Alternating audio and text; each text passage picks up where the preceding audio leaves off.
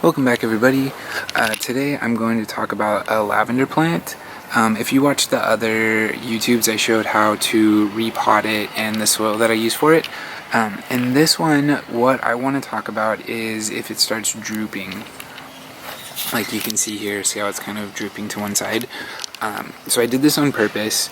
Lavenders like quick draining soil, and they also like to be a little bit dry and kind of not great conditions. They thrive in it. What happens if you water it too much is you see it start to droop like this.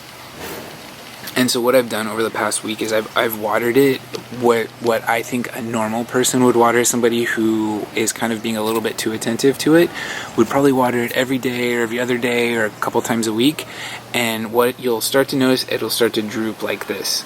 So this is from too much watering. So to fix this, what you want to do is you want to keep your fern in a really sunny hot spot, and then just don't water it. Let it dry out for like a week or a little bit longer, and you'll notice that these will start to perk back up.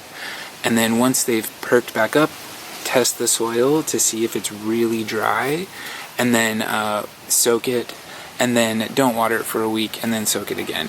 So if you do notice that it's starting to lean like this, and you're kind of questioning yourself if you're watering it too much or not enough, this is a symptom of too much watering. So if it's drooping or leaning to the side, too much watering, pull back, let it dry out, and they'll start to stand back up, and then put it on a watering cycle of letting it dry out every week. And that's it.